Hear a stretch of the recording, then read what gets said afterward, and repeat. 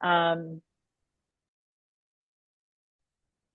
well, welcome everybody. I know that it takes a minute for people to come back over, but I'm going to change my messaging to everyone and say good morning in the chat. Hopefully everyone can hear me. Let's see. So good morning. We had a lot of people signing up even to the last minute. So Jill, Joanna, Caitlin, Kristen, Lauren, welcome. Welcome everybody. We really appreciate it.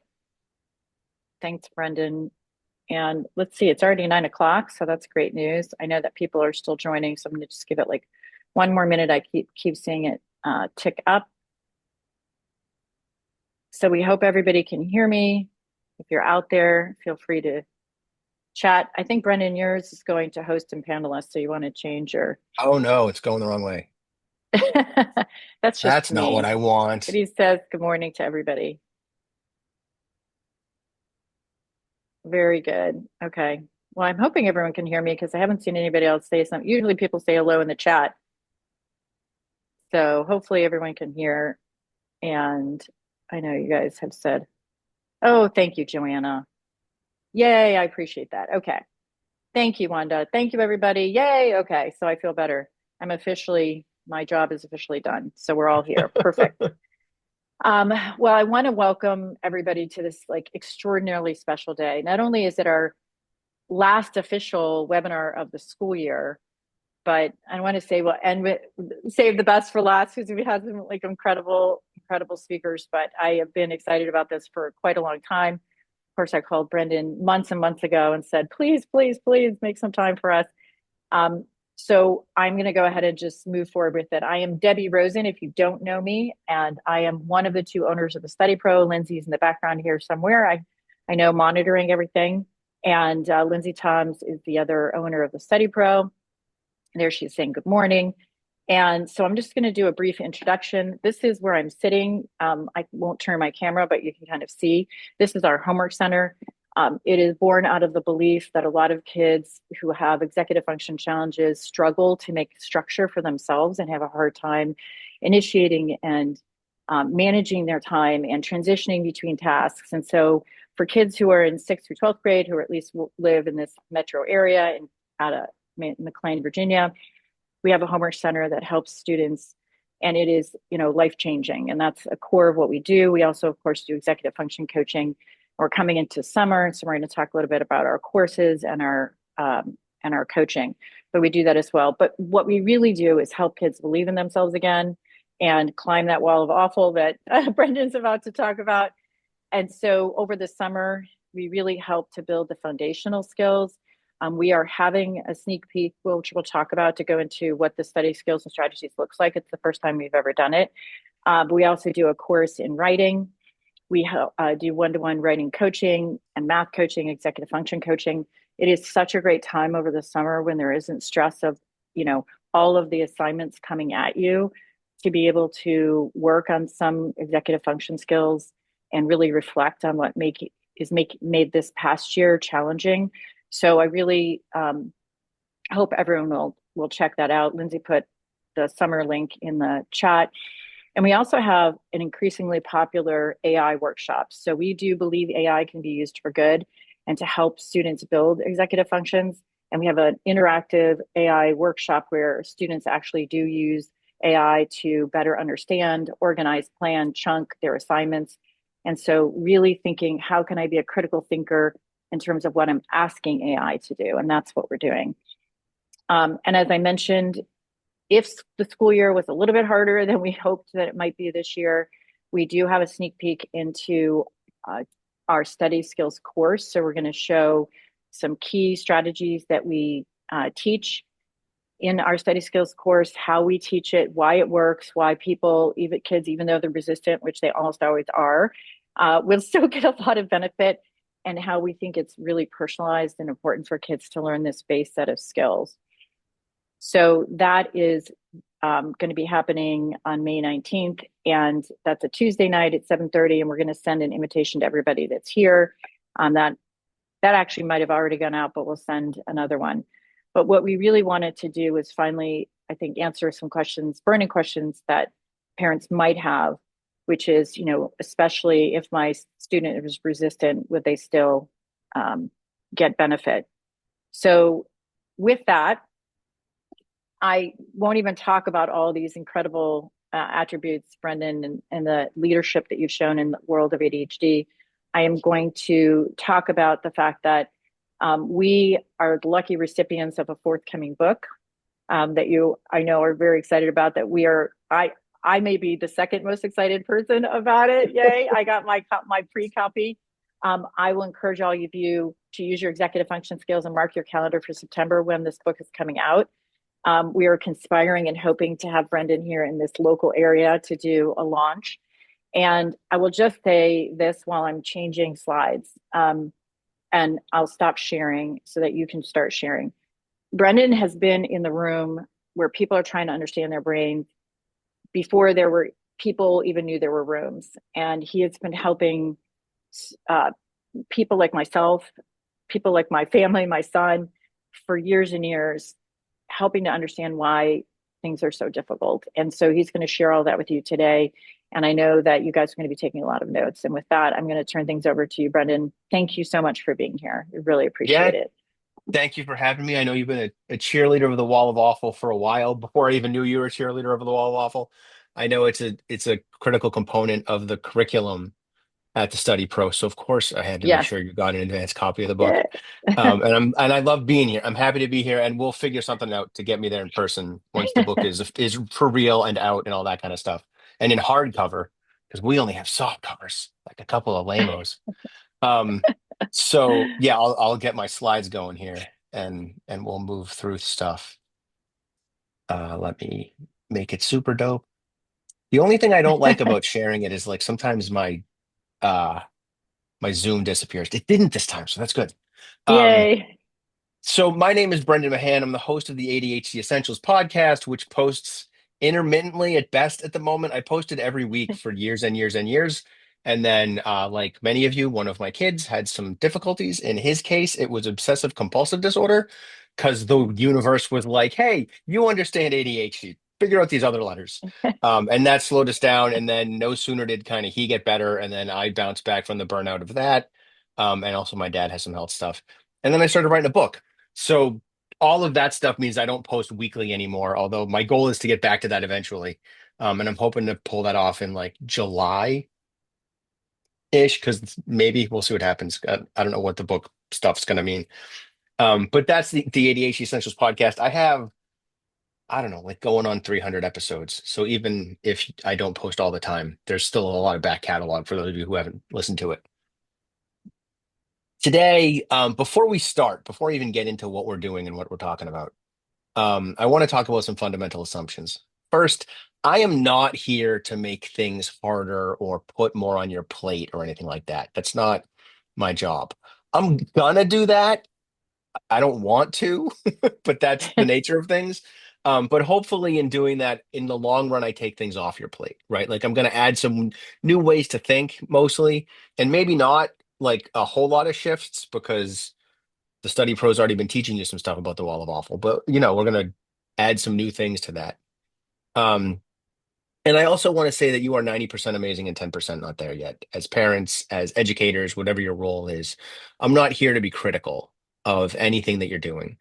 The nature of learning and the nature of change is that we're kind of trying and playing in new areas, and that can sometimes make us feel like someone is saying, hey, you stink out loud, which like you're not good enough. And that's definitely not what I'm saying. So anything that may come across like that, it's not my intention. I'm just playing in new areas that maybe you haven't considered. My three fundamental assumptions are that everyone is doing the best they can, everyone wants to succeed, and everyone has good intentions. So that includes you, that includes your kids. When we get to the Q&A later, if someone is asking me, well, my kid, da da da da da, right? My base assumption is your kid is doing the best they can, they want to succeed, and they have good intentions. Um, and that sometimes is an interesting pivot for some parents because, we've all been burned by our kids and struggled with our kids. And sometimes we get stuck in a little bit of my kid has good intentions, or I don't know if they're really trying. Um, and I've fallen into that trap with my own kid and have since worked hard to pivot out of that. Um, so just to let everyone know kind of where I'm coming from with this stuff. I also want to let you know we're talking about the wall of awful here. This workshop has some behind the scenes stuff from the book Overcoming the Wall of Awful. Uh, and I say that mostly in order to get to the please excuse the black and white nature of the images that I'm going to be sharing and the lack of color, because the book is not in color.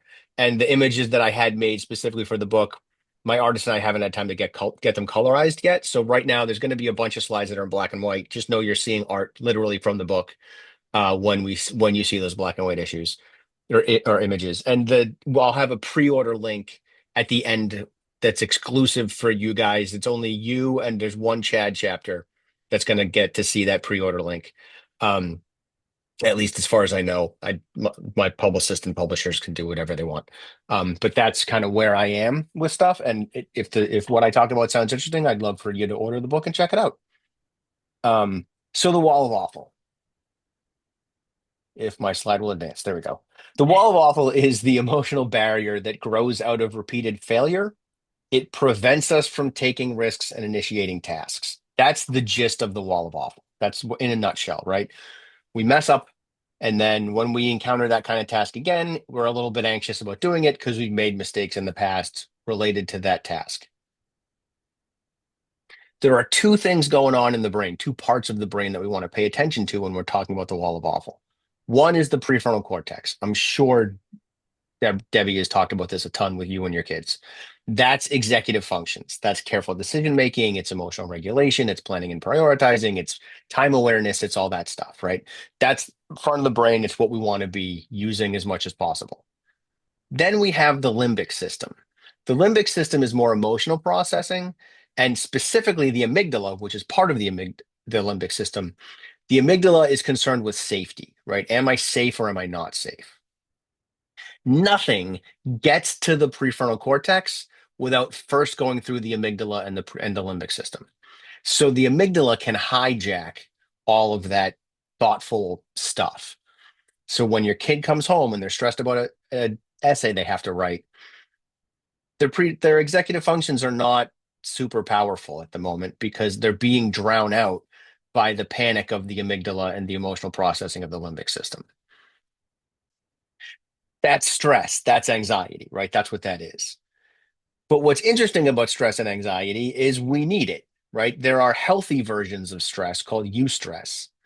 If we are not stressed enough, if we don't have enough pressure, for lack of a better word, we're bored and apathetic and don't want to do anything, right? Because there's nothing, right? Sometimes that's restful, but if it goes on too long, now I'm just not doing anything.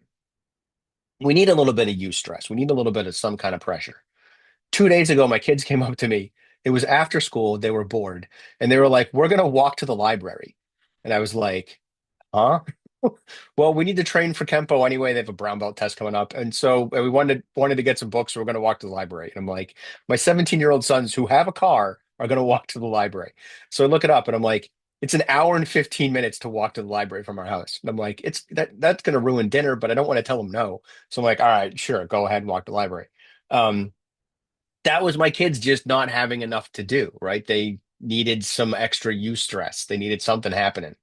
Um, and that's people, right? It's this paradox that we seek out stressful situations sometimes because we need that pressure. We need something to overcome or something to do. But if we have too much to overcome and do, then we enter into the land of distress, fatigue, anxiety. If that goes on long enough, it becomes burnout.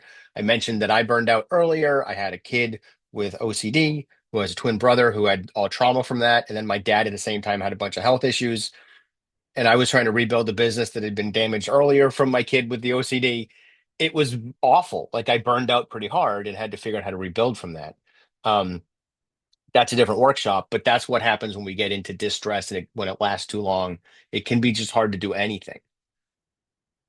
So playing a little more with anxiety, because I like to think of anxiety as the mortar that holds the wall of awful together. Like it's just kind of my thought process there. Anxiety exists on this spectrum, right? Where if we don't have much anxiety, little to none, we're processing and cognitively, right? Our executive functions are in full power mode and we're doing really well. As our anxiety increases a little bit, we get some emotional processing that comes into that cognitive processing.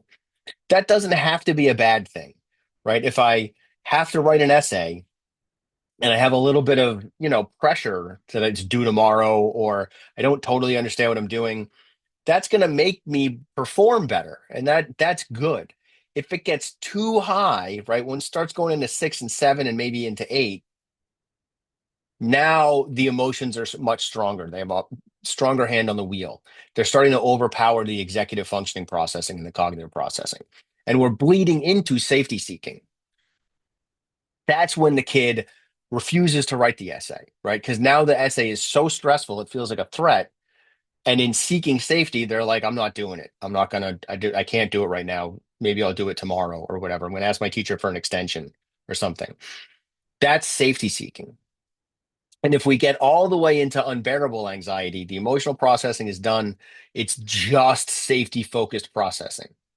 That's when your kid totally shuts down or yells and screams at you and picks a fight or goes and runs off and hides in their room.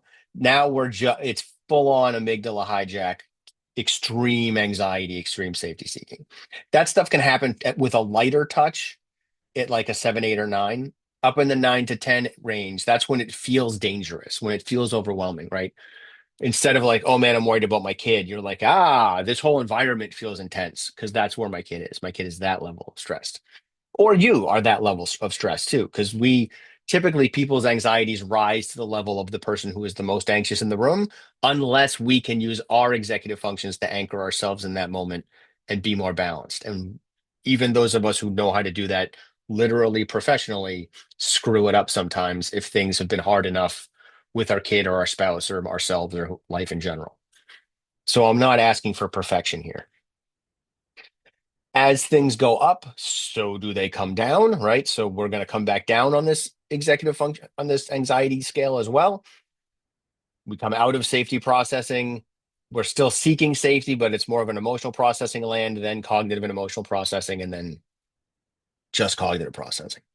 With our kids, this looks like us coming down and helping them manage the stress and anxiety they've had. The piece of this that's important when it comes to communicating is we need to communicate that the relationship is okay before we start solving the problem and helping them solve the problem. This is a trap a lot of parents fall into where kid spikes, kid has a lot of anxiety. There's some stuff that's hard that gets said either about us or to us or about the thing or whatever. Everyone's feeling elevated. There's a problem that needs to get solved. And then we're like, okay, well, go write your essay or clean the bathroom or whatever the issue is. And if we don't first say, hey, like it's okay that you got upset. We're good. I love you. I'm glad that you're my kid, whatever those things are, to reaffirm that relationship and that connection. If we don't make our forgiveness clear, what happens for a lot of kids, I know it happened to me with my parents a fair amount, is we end up feeling like the only way this relationship is going to be okay is if I solve the problem that I caused. And I am not going to ask mom or dad for help in solving that problem because I am still seeking their forgiveness. And I feel like I only get that forgiveness if I solve this problem. And that's a trap for the kid. Because if they can solve that problem on their own, they probably would have avoided it in the first place. So the simple fact that that problem exists means they probably need help with it. And the person they want and need that help from is us, right? As a teacher, as a parent, as a study pro. So if we don't fix that relationship, if we don't make it clear that that relationship is okay and that it's safe in the relationship, they're not going to turn to us for help because asking for help will feel dangerous because it's going to damage the relationship more as far as they're concerned. And that isn't true. But often we're like, nah, it's fine. Let's do this, right? And that isn't enough to make it clear that we're good, that the relationship is fine. I can't just go, no, we're good, and then move on. I have to be like, hey, man, we're okay. Like I am not mad at you. This is okay. Let's figure out how to get this essay done or something. We have to be really deliberate in how we deliver that message.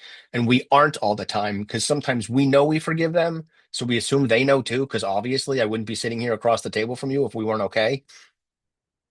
but the kid doesn't always know because they're still in that emotional processing world. So just keep that in mind when you're working with your kids. Moving back through the wall of awful. As I mentioned, the wall of awful is built through repeated failure, right? And it's creating this metaphorical wall of negative emotions. And it just makes it harder for us to start tasks and to take risks and to do the things that we typically fail at. So the wall gets built like this. Every time we fail, we get a brick in our wall. It's a failure brick. Along with that failure brick, I get a disappointment brick because I disappointed myself. And I disappointed mom or dad or my teacher or a classmate or whoever, right? So I get disappointment bricks for all of those people too. And when I disappoint someone, I tend to assume they're going to reject me. Whether they do or don't doesn't matter. Whether they're disappointed or not doesn't matter. It's my assumptions. So I'm also getting rejection bricks in here. It's possible the person might get ahead of it and be like, no, we're fine. Don't worry about it. Right. If a kid walks in a math class and the teacher's like, okay, take out your homework. And they're like, what homework? Then the teacher can be like, don't worry about it. You haven't missed an assignment since the beginning of the year. This isn't the end of the world. And now those bricks don't land. The kid is relieved. But if the kid figures out on the bus ride to school that they didn't do their math homework and they can't do it on the bus for whatever reason, now those bricks are firming up, right? Because they know they messed up and it's their perspective, not our perspective. So along with these disappointment, failure, and rejection bricks, we also get other bricks and blocks, right? I feel rejected enough and I start to feel lonely. Loneliness is a block. It's a much bigger component of emotion. As I disappoint people, I might start feeling anxious about I disappoint everybody, right?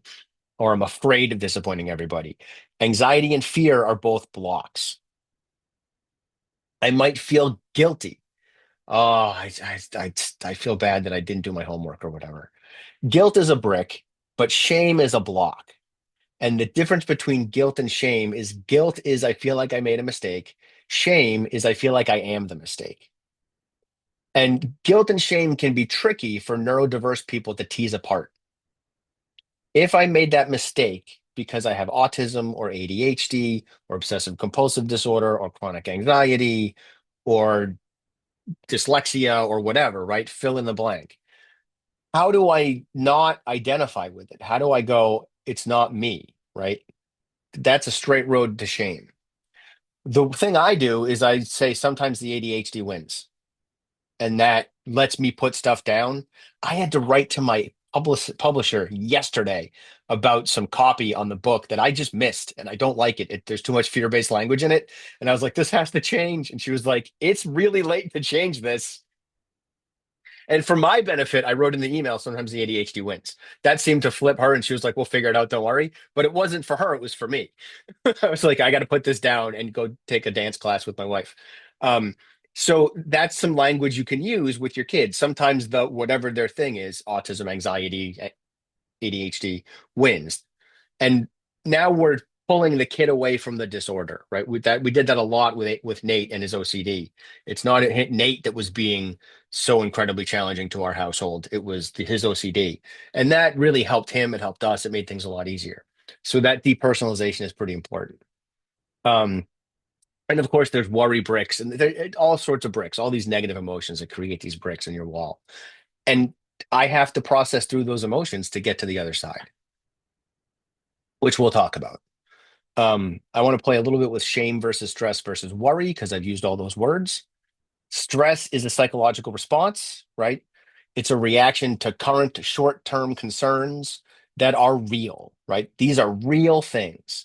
Chronic stress is when those situations that cause stress don't resolve, right? So I chronic poverty, chronic pain, that kind of stuff, that leads to chronic stress. And it leaves the person in a continuous state of fight, flight, and freeze.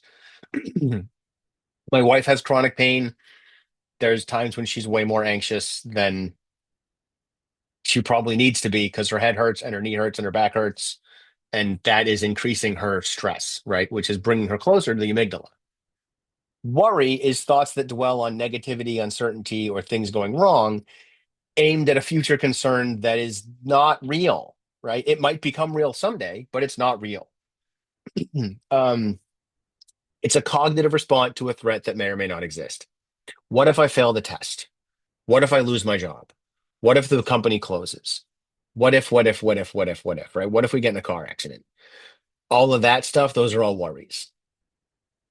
And we can just say, we're not going to know. We're just going to have to do it, right? Anxiety is a combination of chronic stress and worry, right? So, in existing over an extended period of time, and it's a response to threats that may or may not be real. The more we can go, this is real, this is not real, the more we can get these worries and anxieties under control and just have our stress. Preferably, we just have stress. Straight out of the book. This is all managing. This is ways to manage our anxiety, right? Ways to get past the wall of awful. I call these Erpu and Kaka. Erpu is the slime monster. Kaka is the crow. These are the things that cause stress and they're opposites that will relieve stress. So the causes of stress, Erpu, uncertainty, rejection, powerlessness, and uncomfortableness. If I am not sure I'm about what's going to happen, I'm worrying, right? So now my stress level is going up, my anxiety level is going up. I am of the opinion that most of our fear of failure is really a fear of rejection. Once you have your basics covered, once it's not a situation where I could not have enough to eat or lose my housing if something goes wrong, once I'm at that point where things are okay, I am no longer afraid of failure because failure isn't going to put me in dire straits. Now I'm afraid of rejection. If I mess up, are people not going to like me anymore? My coworkers, my employees, my parents, whoever that may be. That's the real fear. Are my friends going to be disappointed in me? That's the fear of rejection, right? I really think that's what the fear of failure is most of the time. Again, once we're in safe financial situations. Powerlessness is just I can't affect this stuff. So I know about it, but I can't affect it. And that leaves me feeling powerless and now I'm stressed. And then uncomfortableness is really more physical. There's a little bit of an emotional uncomfortableness that happens. Certainly, that's there too. But I also want you to pay attention to the physical nature of uncomfortableness, particularly those of you who have kids or are yourselves autistic or have ADHD. Sensory processing plays a prominent role in those scenarios. And if your kid has a sensory processing issue too, that's another thing to worry about and consider. I've had clients who could not handle doing dishes because it's slimy and gross to like scrub the pans out and stuff. And they're like, it's just icky. And that increases their uncomfortableness and they can't handle it, right? But we get them rubber gloves, and once they get comfortable with the rubber gloves, now the squishy stuff isn't there anymore, and it's nothing to do the dishes, right? All of a sudden that's easy. So it's just something to think about, right? My wife with her chronic pain is constantly uncomfortable. That's upping her anxiety. We can manage these things by flipping them on their head, right? So if I recognize that I'm experiencing uncertainty, I can try to increase my certainty. This is going to sound wild, but it's true. My wife did it last night. I don't know why I'm talking about my wife so much, but I am. She's got some uncertainty at work, and she was talking about all this uncertainty at work, and she was like, "Well, it's this, and it's this, and it's this," and it happened at the same moment, which was neat to me. I didn't say anything to her, but in my head, I was like, "It's interesting how the more she talks about what's uncertain, the more she's paradoxically increasing her certainty, right? Because she's identifying the uncertain things, and that's giving her certainty about what is uncertain." And she calmed down, like almost to the moment that I thought that. Like I watched her face change and she sort of de escalated. And I was like, all right, cool. And so, those of you who have a friend who talks about their uncertainties a lot and you listen, you can say things like, yeah, well, things are really uncertain. And I actually, in fact, said that to her. And that does two things. One, it validates that things are uncertain, which is increasing the certainty about how they're feeling. That's why validating emotions is important. And two, it lets them realize that they are identifying the things that are uncertain and that therefore there's more certainty. So that's one way to increase uncertainty, to increase certainty is to just oddly enough, identify the uncertainties. But also you can go like, what do I know to be true about myself? Like I know I'm not going to lose my job because I know I'm well respected in my field or whatever.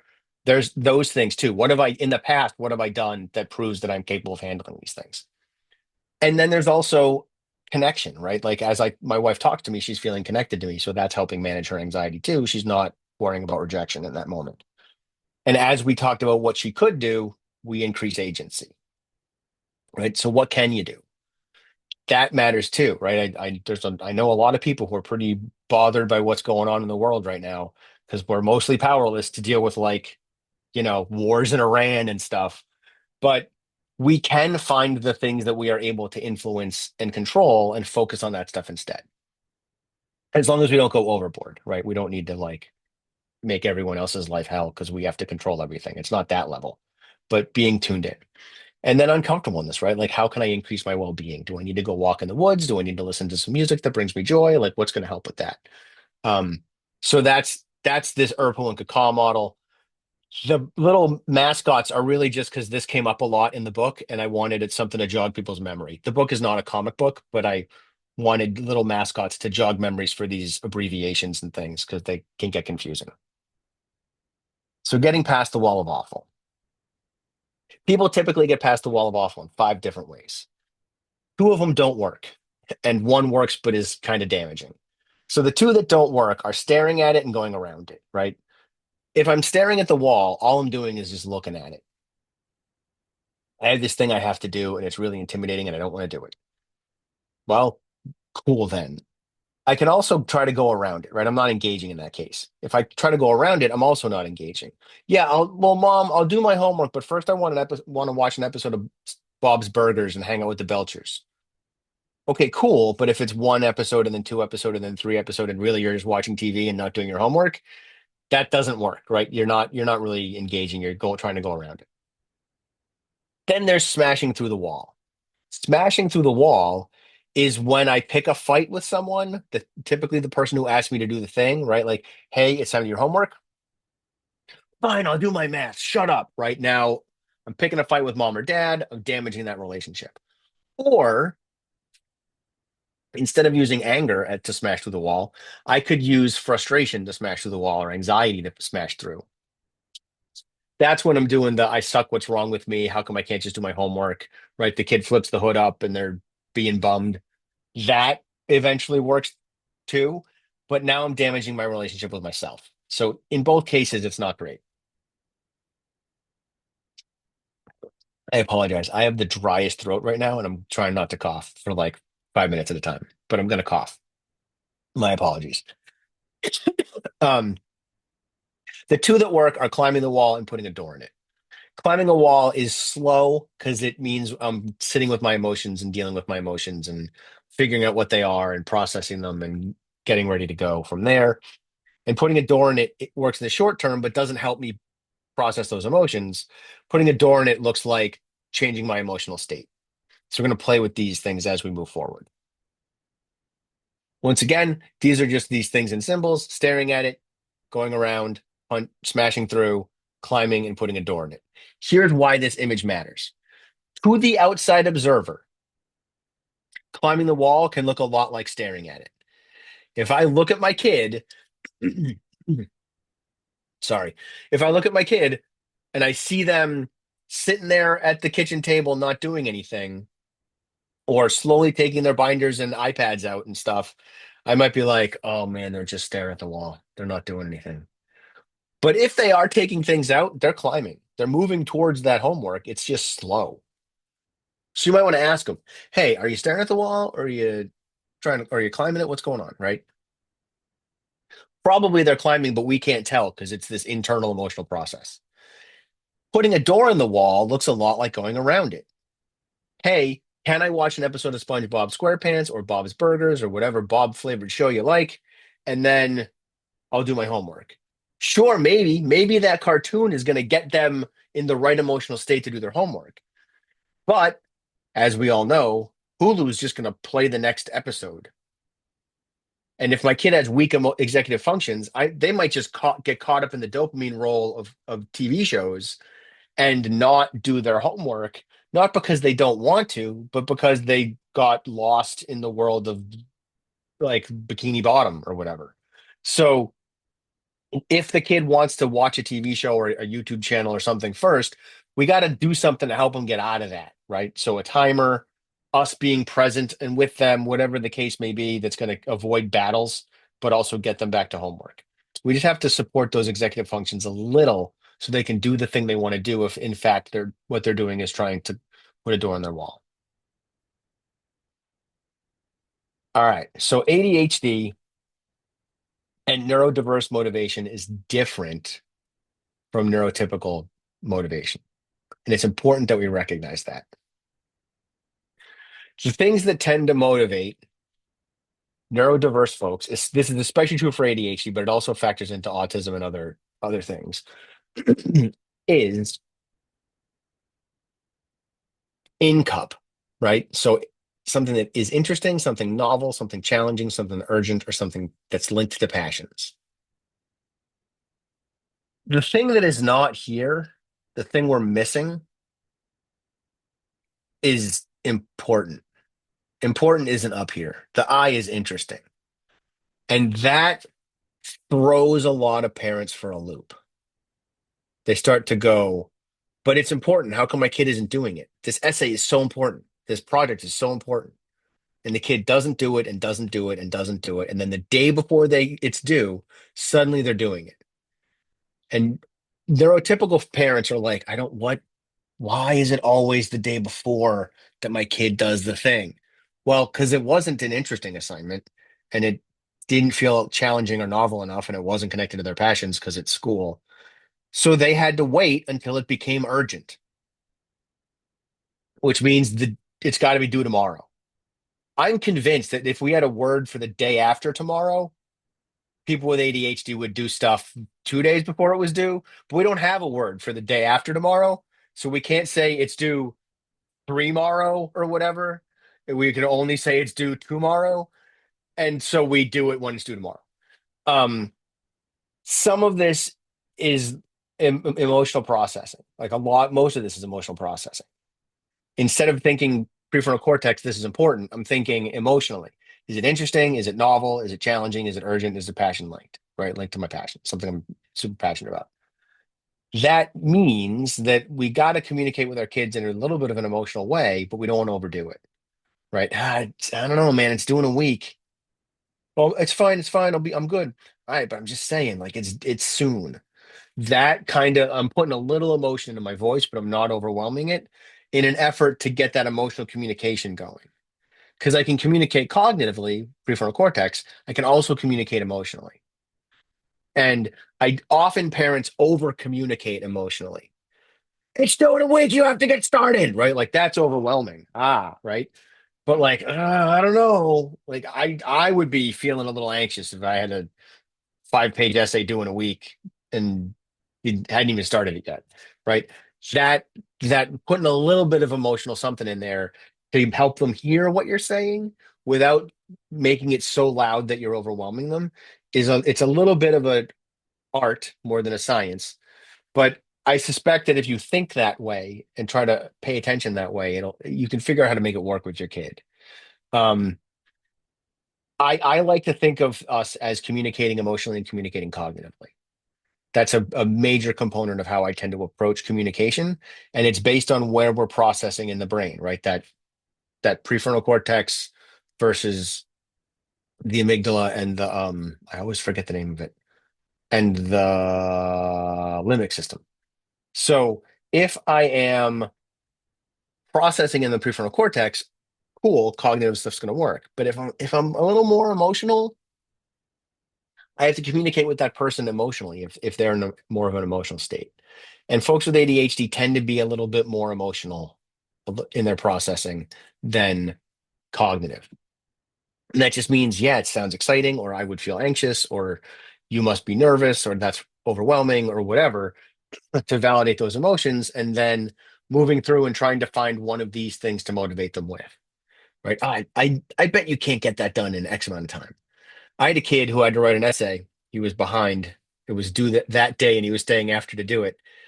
And all I did with him was I was like, "Look, I know that you can write for 20 minutes. I think I said 15. You can definitely write for 15 minutes." And he was like, "Oh yeah, of course I can." See, I hit challenging, right? This is challenging and novel for him because he's like 15 minutes, absolutely. He's also never had anyone tell him he could only write for 15 minutes, right? So I was like, all right, well, then write for 15 minutes and we'll set a timer. Timer? That's interesting, right? That's novel too. He's never had anyone set a timer for him to write before. I'm like, cool. All right. We'll set a timer for 15 minutes. Just write, and whatever you get done, you get done. He's like, okay, cool. This is weird. It's interesting. I'm engaged, right? 15 minutes goes by. The alarm goes off. This is when I used to teach English. I used to be an English teacher, sixth grade. And he goes, Mr. Mahan, do I have to stop? I'm like, no, keep going if you want to keep going. I just wanted to get you going. He's like, awesome. And then he goes back to writing. And all I did was hit these things, right? A little interesting challenge that was novel, and it increased the urgency, right? Because it's 15 minutes, you got to get it done, right? Or at least started. I didn't know about InCup at the time. I just knew that that worked for me. It would hopefully work for him. That was the beginning of me becoming an ADHD expert. This kid had ADHD. And he got that essay done after school, like in an hour and a half, he wrote an essay. So leaning into these things are the way to go when it comes to getting your kids to do the stuff that you want them to do. Hey, you got to clean your room. You got an hour to do it, right? Or even I'll stick with the cleaning the room, right? Hey, I want you to clean your room, but you're not allowed to clean the floor. Like that's weird. What do you mean I'm not allowed to clean the floor? No, just don't clean the floor. Everything that's not the floor, you should tidy up. That might be interesting or novel enough to get them going, right? I also do stuff where I'll have parents clean the room to their specifications and then take pictures and like of each wall and maybe the top of like stand on one side of the room and take a picture of the far wall kind of a thing, all four walls or five. I don't know how many walls your kid's room has. And then also like the top of a desk or a bureau or inside a closet or something. And now the kid has a map to clean up their room, right? It's an executive function support. And it's also kind of novel, at least the first couple times. It's novel, it's interesting, it's a little more engaging, but it supports those executive functions too. Um, Moving merrily along, let's talk about climbing. So climbing is about sitting with emotions that make up your wall, whatever those difficult emotions may be. It's about processing them. It's about accepting those emotions, accepting the task at hand and that I have to do it, and then getting started and moving into that task and doing that task and yahoo.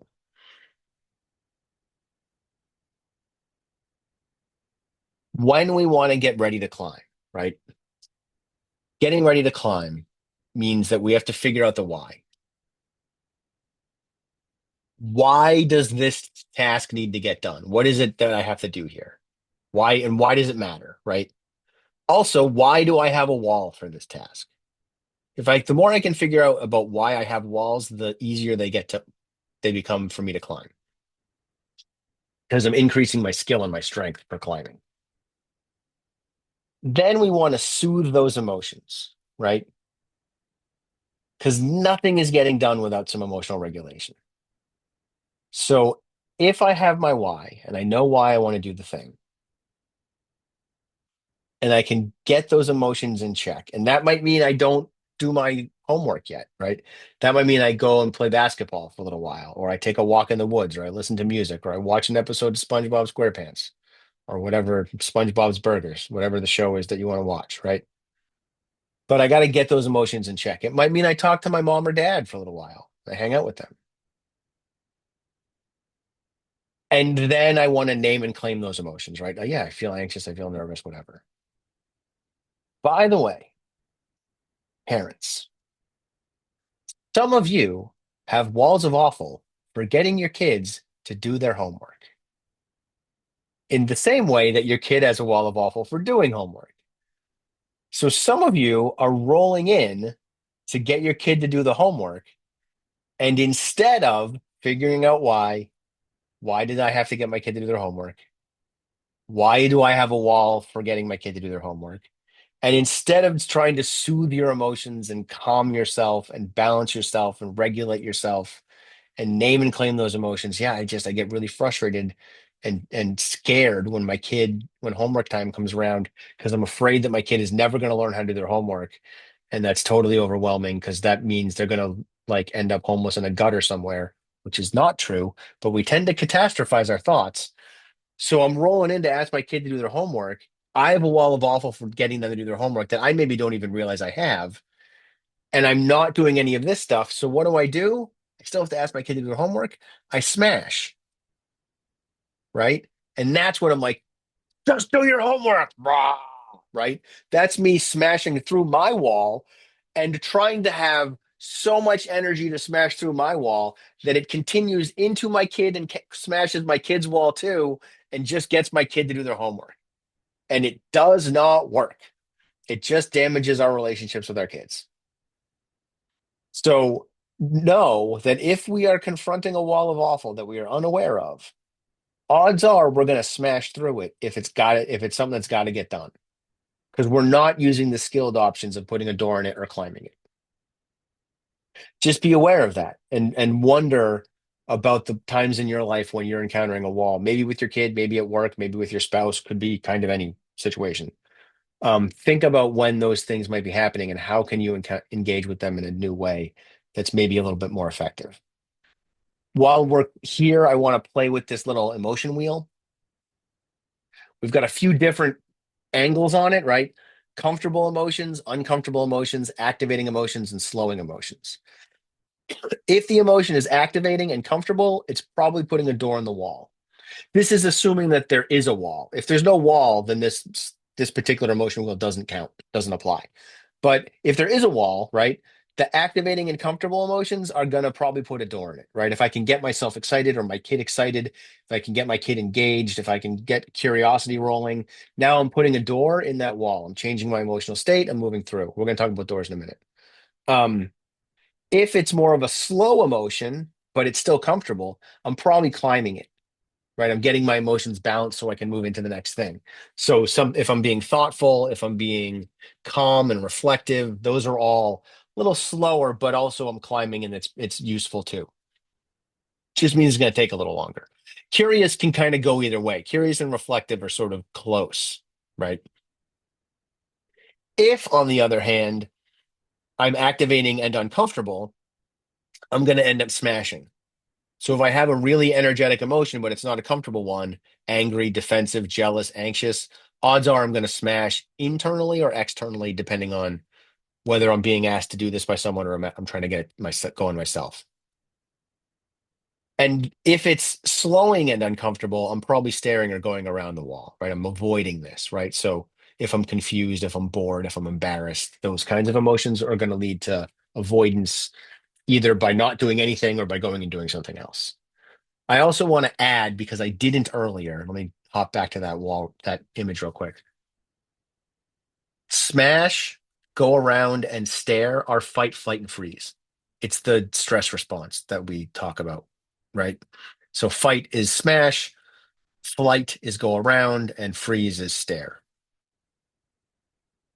So these emotions are all, it's important to kind of know, get an idea of how we're feeling and what's going on so we can get an idea of how am I experiencing the world? What am I most likely to do in order to try to get past this wall? Um, and again, the more uncomfortable ones, I shouldn't say negative, the more uncomfortable emotions are going to lead to me smashing or staring or going around. The more comfortable ones will put a door in it and climb it. If I'm encountering a wall, I'm encountering uncomfortable emotions. Like by default, I'm encountering uncomfortable emotions. If I'm encountering a wall, by default, I am engaging with an anxiety response, right? By default, I am somewhere in my amygdala or limbic system. My anxiety has increased, and I'm somewhere in five or higher with regard to my anxiety if I'm encountering a wall. It's just the nature of this of the wall of awful, right? Like if the wall isn't there, I'm doing the thing, right? So I probably more cognitive, might be a little emotional, but not so much that it's stopping me or preventing me. So keep that in mind when you're kind of thinking about the wall of awful. Back to climbing, right? We've prepared to climb. So we've figured out our why. We're soothing our emotions. We're naming and claiming those emotions. Now we got to start climbing. There's two ways to climb. We can climb actively or we can climb passively. Passive climbing is about letting emotions process in the background. So taking a shower, driving, going for a walk, sleeping, those kinds of things. It's about allowing our default mode network to do some stuff. Phones have blocked us from using our default mode network. We don't let our minds wander as much as we used to. Once upon a time, you were waiting at the doctor's office or waiting in line at the grocery store and your mind wandered. Not anymore. Now you look at your phone and your mind doesn't wander. You find out that the world is more stressful than you thought, or that you have emails to write or respond to or something, right? So we want to open up opportunities for our minds to wander. Just put your phone away. Have your kid leave your phones in the car and go shopping in the grocery store or whatever. Active climbing is accepting the task at hand, using positive self-talk, asking for help, putting handholds on your wall. It's actively engaging with the wall. It's trying to get up it, doing the work. Ways to put handholds in your wall. Clear, more attainable goals, right? The, I don't want to do so much. Define done. Am I done when I finish a chapter, or do I have to read this entire book? Probably I'm done when I finish a chapter. Am I done after 10 minutes, or am I done when I write the whole essay? I don't know. Depends, right? You got to set those goals. If I know when I'm done, then there's less pressure. If I think I'm only done when I finish the whole thing, that stress is going to increase. We can use timers, like I mentioned with that kid that I worked with. We can develop time wisdom, which is just figuring out how long it takes you to do stuff. I know it takes me about 45 minutes to mow my lawn in the backyard and about a half an hour in the front yard, and that's useful. If I didn't know how long it took me to do those things, I would assume it would take me all day, because in my head, mowing the lawn is an all day job, even though it isn't. So when I figured out the whole process was maybe an hour and a half, it became a lot easier for me to mow the lawn. And on the days when I forget that, I tend to put the task off. Figure out new strategies and skills that support your weakened executive functions. You might want to work with the StudyPro. I hear they're good at that. Um, Plan out what's going on, plan out what you're going to do before you do it, right? Having a plan for how I'm going to go about this. Reflecting on how things went and why they went that way. Allow time to transition and then get to know and accept your walls. All of that stuff's going to help you get past this wall. How am I doing on time, Debbie? Am I right that we're going You're to good. 10:30? Okay. No, 10, no, we're going, it's 9:52, and then we were going to do Q&A for about 15 minutes at 10, if that was okay. At 10. Okay. Dope. Yeah. Cool. Yeah, and rolling in anyway. So all of And these these things are are going to help us excellent get past the wall. strategies, by the way, to help Yeah, I with your executive function. So thank you. um we'll talk a little bit about that transition stuff in a minute. But first, let's talk about putting a door on our wall. Putting a door on a wall is about changing your emotional state so you can move past the wall in a healthy way. Smashing is changing your emotional state, right? But it's not the healthiest way to get past the wall. So we want to change our emotional state in a healthier way, which brings us back to cacaw and in cup, right? If we are using cacaw, we are soothing our anxiety. So if I'm increasing my certainty and my connection and my agency and my well-being, I'm reducing my anxiety if I'm tuning into those things, right? And if I am figuring out how this task could be interesting, novel, challenging, urgent, or passion linked, I am activating myself, right? I'm getting myself going. So those strategies that I talked about earlier are really ways to put a door in our wall. Stuff that just helps put a door in the wall. Listen to music. Go work someplace else, right? There's a reason people write in coffee shops. It just, I can focus better. There's noise and it's a different place. It's novel, right? Work with a partner or a friend. That stuff is all going to help put a door on your wall. You can also do things like take your ADHD meds. That's going to help you activate, right? You can go exercise. If I go and lift weights and really get a good workout, I get a dopamine roll from that for like a half an hour, 45 minutes. And if I can catch that wave, I can ride it for hours if need be, right? So there's ways to activate yourself that are all going to help get you moving. Some of it is just as simple as finding a body double or setting a timer, and some of it is like kind of neurochemical, right? So ADHD meds or exercise, that kind of stuff. Even even watching a TV show can put a door on your wall as long as you don't watch the show forever, or listening to music or a podcast or something like that too. So I mentioned we get back to the transition stuff. The wall of awful is a transition model that helps us understand why it can sometimes be hard to do stuff and get started, right? It can be hard to get things done or get things started or whatever. Because when I'm climbing the wall or putting a door in the wall, what I'm doing is transitioning. And I don't think we allow enough time to transition as much often enough, right? I know I forget sometimes. I'll sit down and check my email and I'm like, oh, email is like the bane of my existence. I wicked have a wall of awful for email. And the times when I'm like, I just need to sit here for like 2 minutes and kind of acclimate to this email water, I tend to do better, right? It's like going into the ocean when the ocean is really cold. If you just go in, it's so cold. But if you kind of go in slowly, you can usually handle it a little better. And also, you just got to accept that it's going to suck for a little while, right? Like it's just going to be cold and awful for 5 minutes, and then you're going to be comfortable with it again. That's sort of me and email, or I have to just go. It's just going to be hard at first, and then I'll feel better about it and be comfortable there. So I have this transition model that I think is helpful. Um, every transition is much more complicated than we like to think that it is. People often say, "Oh, it's transition," and you're like, "Okay, so transition is one thing." It's not. It's nine things, and that's complicated, right?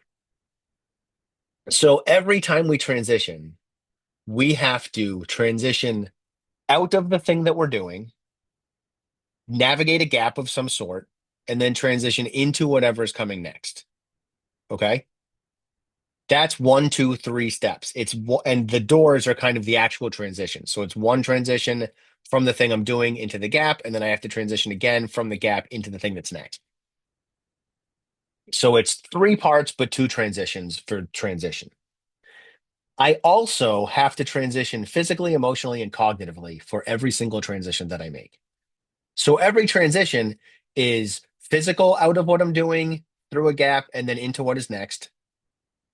Emotional out of what I'm doing, navigate a gap and then into what is next. And cognitive out of what I'm doing, navigate a gap and into what's next. The only thing we can see a person do is the physical transition. So you call your kid away from Minecraft and over to do homework or have dinner, and they leave Minecraft and sit down at the table, and you're like, dope, they're ready to do homework or eat dinner. No, that isn't necessarily true, right? They might still have the frustration from the Minecraft game or the silliness from the Minecraft game, and now they're not behaving appropriately at homework or at dinner. They might still be thinking about Minecraft and can't get into their homework or can't have a good conversation at dinner because they keep bringing up Minecraft.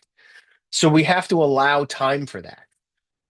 And some of your kids have figured out that if they physically transition before they're emotionally and cognitively ready, they get in trouble. So they keep playing Minecraft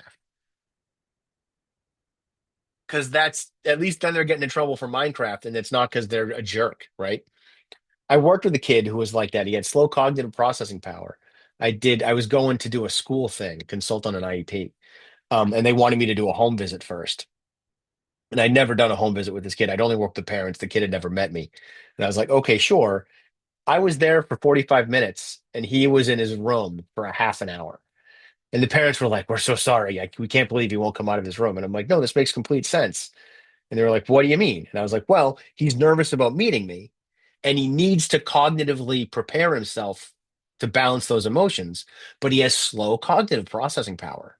And so because he's slow in processing, he's still doing that right now in his room. Like that's what he's doing is he's preparing emotionally to come meet this random guy who is there to talk about, as far as the kid is concerned, how much he sucks, which is not at all what I was doing, but that's how kids tend to see a consultation with like an executive functioning ADHD person, right? Because that's the part of themselves that they don't like.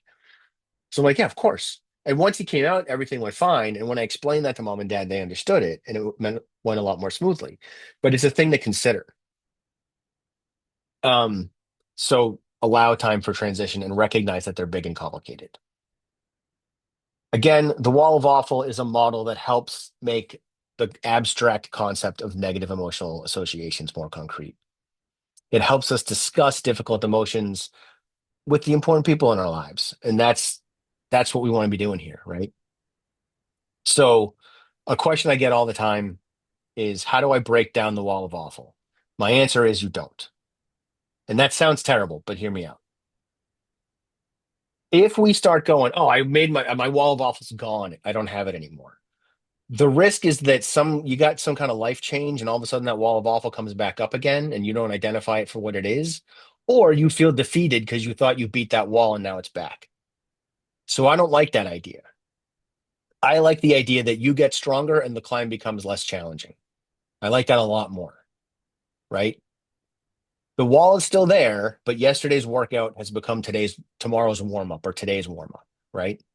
That is a much better lens because all of us can accept it that every now and then we're just not as strong as we usually are. And that mile long walk is winding us, or even walking up the stairs is winding us because I have the flu or whatever. We can deal with that. We can go, all right, I'm temporarily weaker, and this thing that should be easy is hard. That's the wall of awful. That's the lens to take. Every now and then you might just be a little weaker, and that wall that usually you don't even notice anymore, suddenly it's there. And cool, it's there. You know how to handle it. And tomorrow or a week from now, you'll be in another spot and you'll be stronger, and that wall will not be a big deal anymore. So when it comes to the wall of awful, like you guys can do it. I believe in you. Your kids can do it. I believe in them. Um, we just got to do it. Like you just got to build up that strength and keep moving.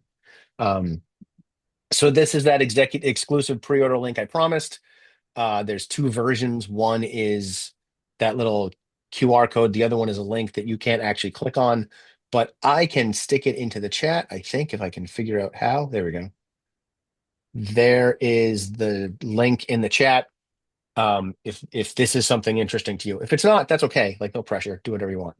Um, but if it's in something interesting, I'm happy to have sales, I guess, is really what I'm saying. And I hope Excellent. that it helps. Yes. Well, thank you so much. And if you can keep that up there if you want to. Well, Oh, right. we have I know some people have to go drop off, but we do have time for questions. And so one of the things that so feel free if you guys want to put questions in the chat. Um, one of the things I remember you were talking about last time was that, when you think about the wall of awful and really picture what are those bricks, one of the scenarios that you shared really resonated with me is like if you were going to go on a date and you had Mm-hmm. asked, four or five people before and they had all rejected you, Yep. then you're kind of Yeah, the carrying that echoes of wall of those people. Yeah. the echoes of those people. You're carrying that wall of awful with And you. it's not even just those four people that you asked out earlier that month, right? It's everyone you've asked out in your entire life is in that ask. So when you were 12 or whatever and like starting to figure this stuff out, that still counts. They're all in there a little bit. And and then I guess the question, so when you are a parent, right? Um, if you are a parent and you're watching that child struggle, because that happens a lot. We hear that all the time, right? That parents are really struggling because they don't know what to do and they're coming in, as you said, with their own walls of awful. Hmm. Um, what I think I'm hearing you say is that we want to then help find strategies for for that child to learn to climb their wall and having that open conversation saying, look, we recognize there's this emotional barrier between you and starting Hmm. the task. And there's these strategies that we can use. So rather than just assuming that they're not motivated or they don't care, we always know that there's a barrier. That barrier Right. is the emotional barrier. So the strategies that you talked about in terms of being able to chunk down the task, make it more interesting, help them. But I mean, even inquiring with them, right? What do you find is the hardest Hmm. thing? I mean, how would you suggest a parent might ask a student or their child what whether they're staring at the wall or what they're doing and what their barriers are? So let me back up a little bit and then I'll go to how to figure out the barriers. Chapter two of the book that I didn't even play with in this workshop is on resources and skills. because that's how we solve all the problems that we have is through resources and skills, which means the problems that we have that we're having trouble solving is due to a lack of resources or skills. So that's where I typically start is like, is this a resource issue or a skill issue? And skills can often get resourced out, right? Like parents are doing that with you. Parents are like, I don't know how to Hmm. teach my kids executive functioning strategies.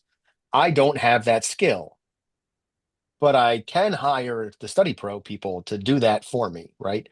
Or they might lack a resource and they're using a different resource to address it, right? They're like, I could teach my kid this, but I don't have the time. But I do have the money to hire the study pro to have them teach it. Like that could Hmm. also be the case. Um, so first place I go is resources and skills. And with a kid, it's usually a skill issue because like kids don't have resources. So I'm going, all right, what is the skill that's lacking?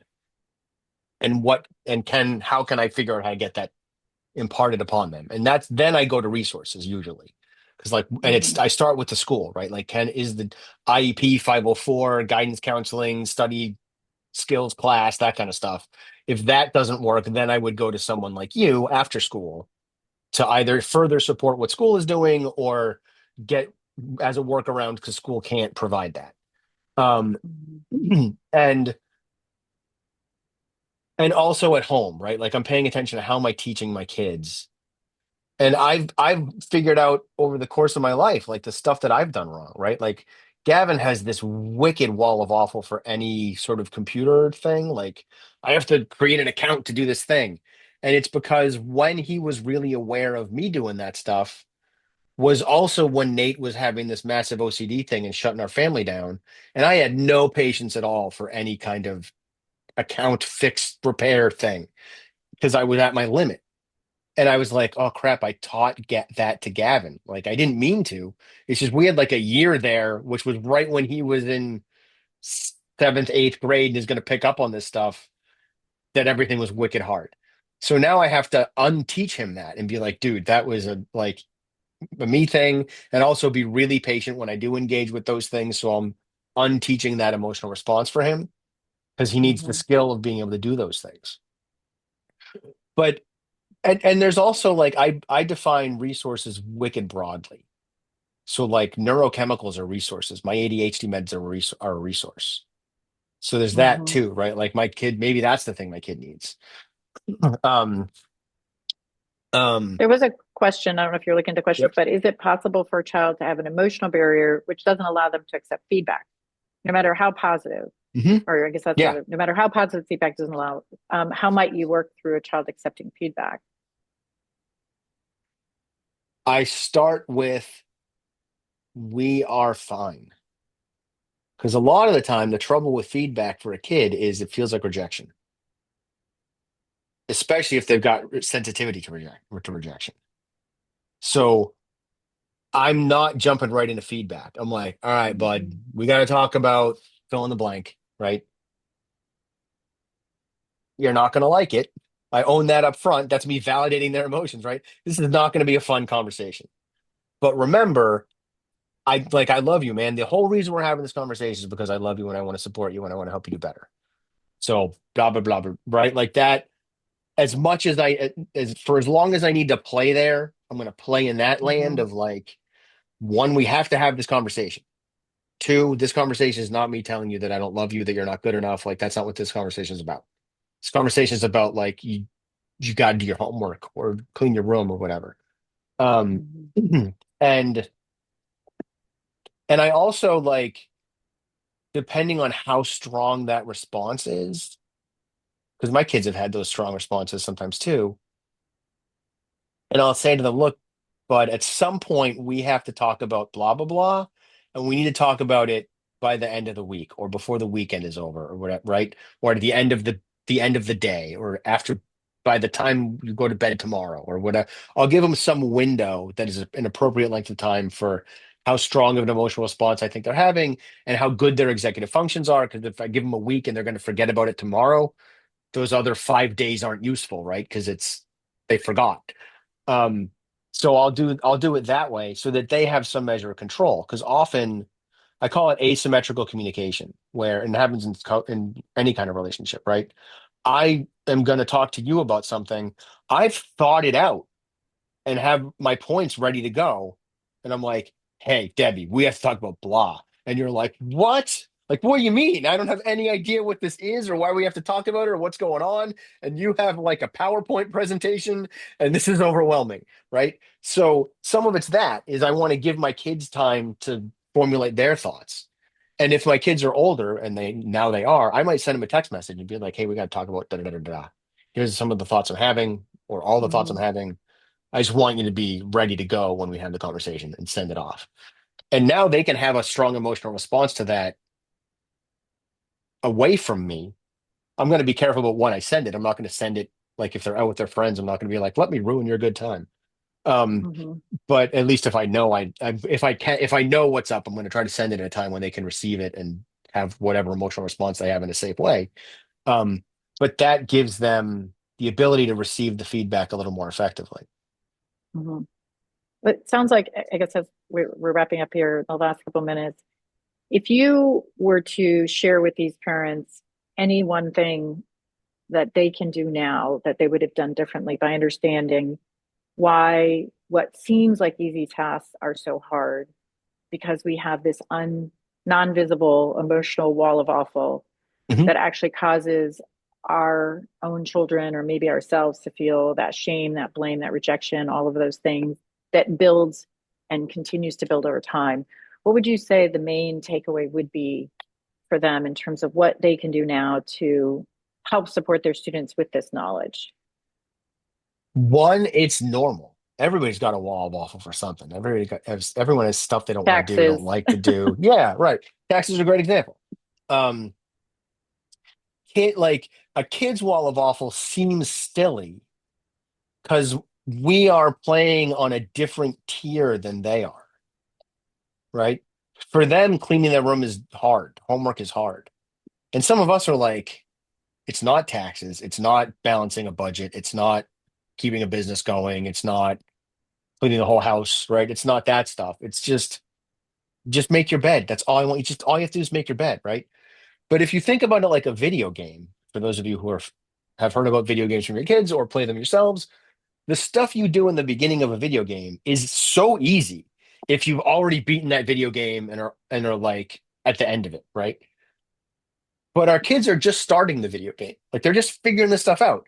So some of this is like I call it empathetic time traveling, right? Where you kind of have to go back in time to how it felt when you were 10 or 12 or whatever, and what it was like to try to figure that stuff out. And with changes, right? Like my kids are looking for jobs right now. And I'm like, that's easy. It's not. My kids are 17 years old and have to have Indeed accounts to apply for a job, which is bananas. Like, why do you need an Indeed account? You're 17. That's like a systemic issue that the corporations need to fix because a 17-year-old should walk into like a supermarket and apply for a job. They shouldn't have to go to the internet to apply for a job. That's crazy. So some of it, even the stuff that should be simple, is much more complicated for them because computers have ruined it. Um, and some stuff that should be simple is simple to us is complicated to them because they're 10, 11, 12, 15, however old they are, right? Or 26, 27. Even that, Mhm. even at those ages, they're still doing stuff that we did, right? Like the stuff that when my kids are 27 and doing whatever they're doing, I'm going to be, I did that 40 years ago. Like I'm so much better at that than you. Of course I am, because I've done it for 40 years. And this is the first time you've ever had a roommate. You don't know how to handle it. Like we have to be able to play that game a little bit and understand Mhm. stuff from that perspective. Yeah, that makes a huge amount of sense. Well, first of all, I just want to thank you so much. I know that this is going to be an extraordinarily successful book, and we want to thank everybody for being here, and you especially with everything that I know that you have going on. I think Yeah, it's so important I'm for all of happy us to to be. recognize our own walls of awful and our own kids' walls of awful, because I think it gives us empathy and it helps us, most importantly, be solutions based, which we think, of course, we share with your vision is so important rather than being judgment based. So hopefully you keep walking around this world, helping more and more individuals, and we can be more grateful to you. So Yeah, thank you so much, Brendan. absolutely. Thank you. Thank you Really for having me. appreciate it. Okay. Thanks, everybody. We'll see you next school year or on the sneak peek. Take care.